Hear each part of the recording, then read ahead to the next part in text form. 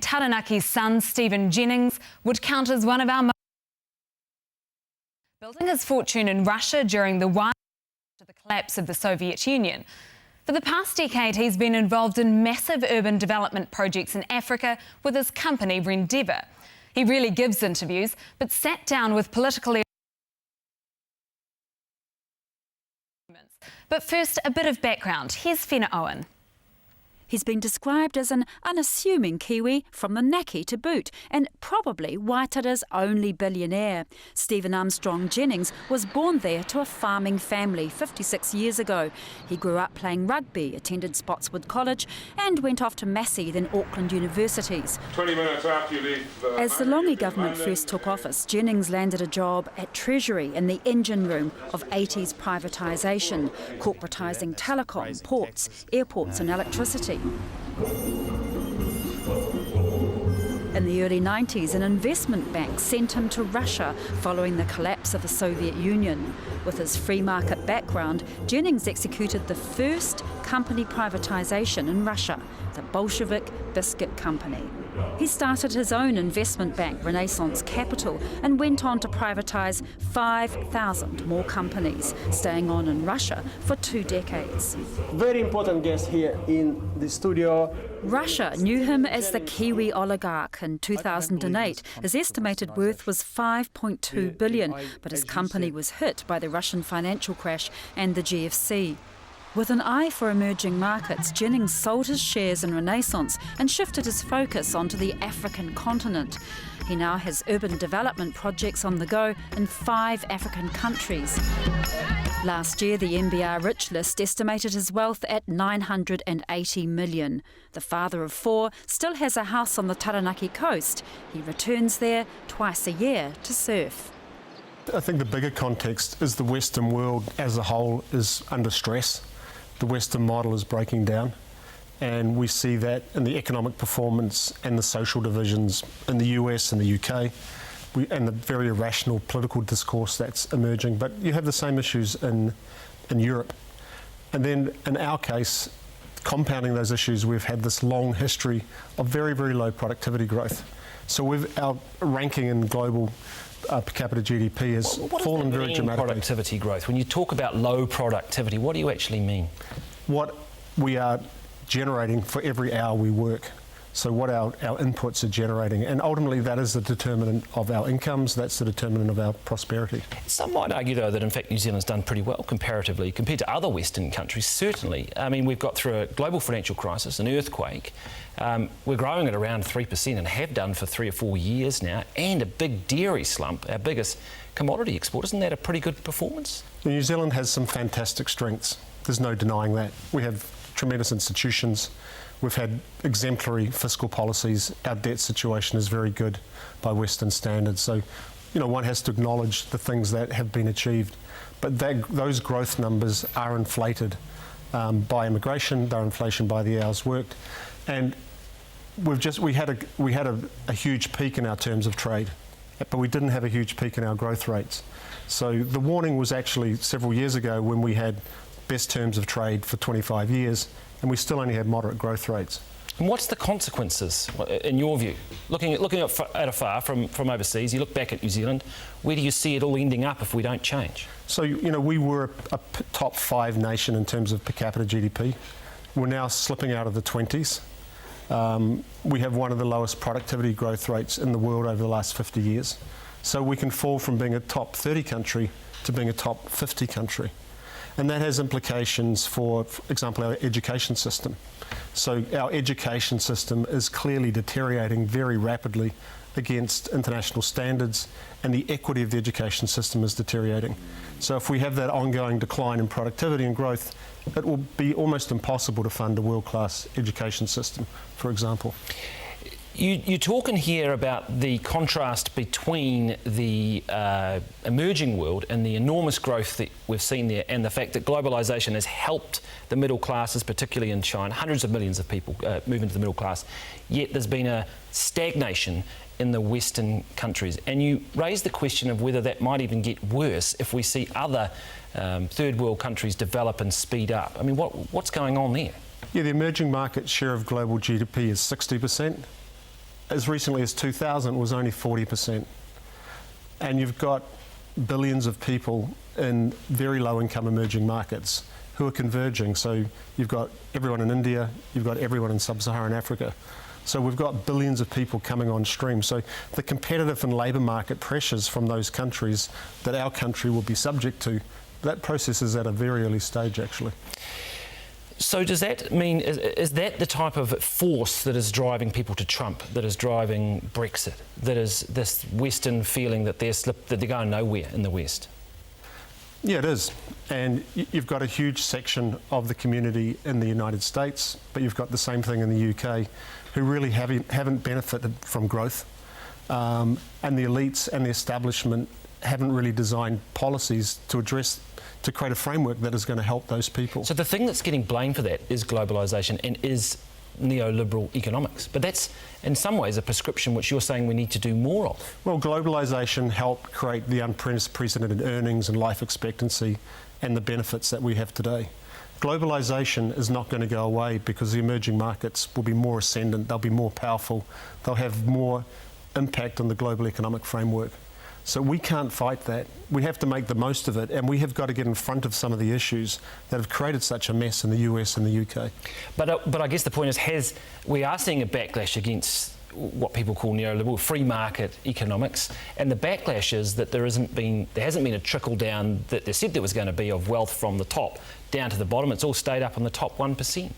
Well, we went through a period of incredible growth and rising standards of living for quite a few decades, actually, and the benefits of that were very widely felt. But in the case of New Zealand, it's not about more market or less market. It's about better government, and it's about generating better outcomes. Some of the problems that we have here, they're our education problems are very serious. Our housing issues, they're very serious. They're efficiency issues, but they're also income distribution issues. The planning complexity that we have in the regions is stopping a lot of regional development.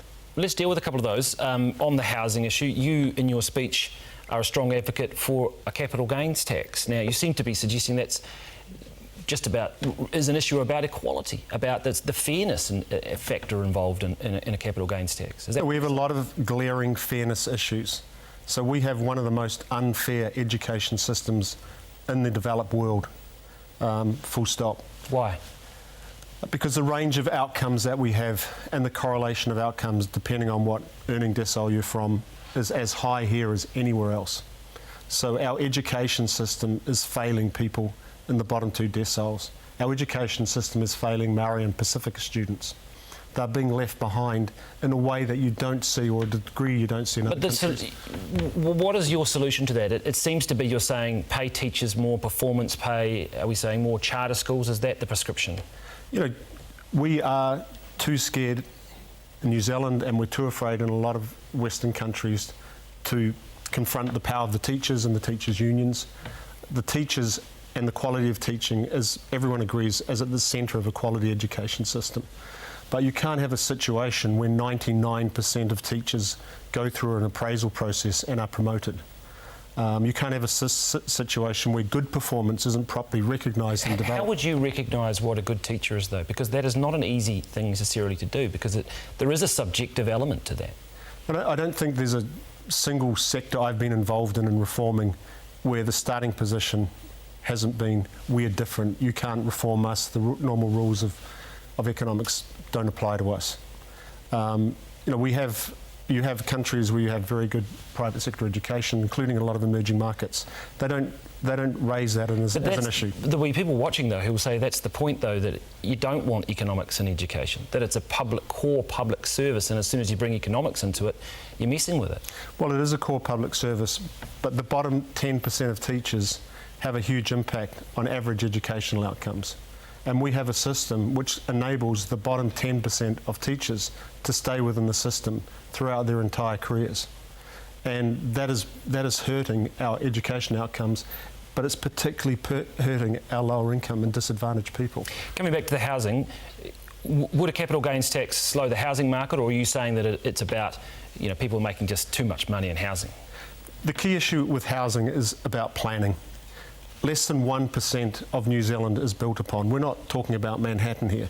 we're talking about very simple regulatory issues. So if some of the planning constraints were eased, in the case of Auckland, if it was easier to have greater density and greater height, those issues would go away very quickly. They're not fundamentally complex issues. But I guess why I'm coming back to the capital gains tax is because this is one of those issues that politicians in New Zealand simply do not want to deal with. I mean, we've got a bright line test, which is a sort of pseudo capital gains tax, but heaven forbid we better not call it that. I mean, if we look at the experts, if we go back to the major tax inquiry, the McLeod report in 2001, if you go back and read it, they say our current treatment of housing causes investment distortions, our current treatment of housing is inequitable. Clearly it is.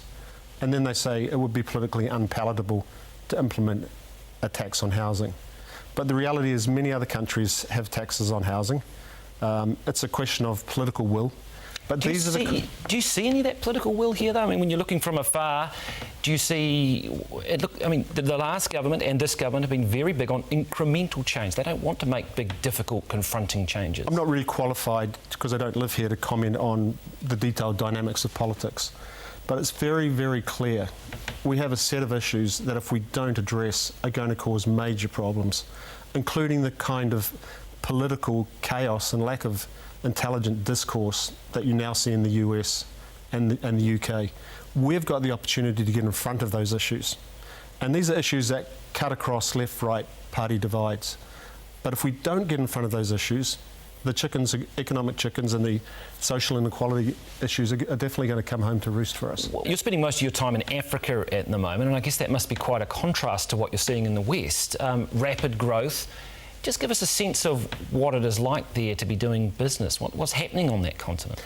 So Africa's been growing at 6% over the last 15 years. 6 of the 10 fastest growing economies in the world are African, obviously from a very, very low base. But very broadly based, steady growth, modernisation, political reform, and the likelihood that that will continue for a long time to come. Should Africa be on New Zealand's radar? Is it too far away, or should we be trying to get in there? I think we have to accept globalisation is here to stay, and we have to get geared up. Our large exporters, our government agencies have to be much more geared up to integrating with these fast-growing new emerging markets, because they are the future. It doesn't matter that it's a long way away. They're mainly English-speaking countries, many of them have Commonwealth background, big markets, low barriers to entry, and a lot to do with agriculture, so another linkage for us. It's interesting because you also, of course, spent a big part of your career in Russia, and in your speech you do mention about Fonterra and some of your disappointments that they weren't able to take advantage of the Russian market. You see some problems with Fonterra and the structure around that company? Yeah, in the time I was there, the Russian economy grew 6 times. When I went, Russia had a smaller economy than the Netherlands. It has one of the biggest open dairy markets in the world, and it's an opportunity that we really lost by not having the vision and not being entrepreneurial enough. So Africa will be much bigger, but it's at an analogous stage where our major primary producers need to go in and build brands, build distribution, build infrastructure. But is Fonterra's structure inhibiting it, in your view? I believe it absolutely is inhibiting it. It's not a brand-driven business. It's not a highly entrepreneurial, risk-taking business. And if you benchmark Fonterra against companies like Danone or Nestle, which I've worked with in many jurisdictions, in many markets, it's just a very different business. So what, should we take away its monopoly power? What should be done with it? Well, I don't think it should have any monopoly power, but I think we would be better off having several smaller entities which are forced to compete, forced to build brands, forced to be more innovative. If you look at our wine industry. Yep. Look at our growth in revenues, look at our growth in production, look how high our price point is. But it's been entirely driven by these very focused, brand-driven enterprises. But wasn't that the whole point of Fonterra, that if they merged, they would be able to stop being played off by supermarkets in the UK? Well, I think if you look at the wine industry and the value that's been created, and you look at Fonterra and what they've achieved, I think the answer's right there, actually. You talk about Russia, Africa. We of course, have focused heavily on China. Have we put too many eggs in that basket? You know, China has had a great run. It's been growing in a straight line since 1978, but it has a lot of structural issues. It hasn't begun its political transition. So there will be a major shock, and a very major shock, in China at some point. No one knows when that's going to be. So we don't want to be... It's great to have the China exposure, but we don't want to be overexposed to China. Is that why we need to be looking at Africa, but also things like the TPP? We need the TPP, but we need a different, more entrepreneurial approach to the emerging markets generally. And in my view, we need a less top-down groupthink type approach that allows more experimentation, different solutions. How would a government go about fostering that? I think our trade capabilities can definitely be improved. My exposure to working with our embassies and our trade efforts are pretty weak compared with what I've seen with many other countries, including the Australians. I don't think we hunt as a pack in the way that we could. I don't think we're as transparent about what we're trying to achieve. I don't think there's a lot of accountability. So I think that's definitely an area that needs to be tuned. Is that just a problem of we're a small country and we're trying to, we can't go everywhere, or do you think there's actually just a lack of... I think there's an issue in philosophy and accountability. Having worked with the Aussies in quite a few geographies on trade issues, they have very good people, they're very punchy, and they do whatever it takes, to achieve the objectives that they have in mind.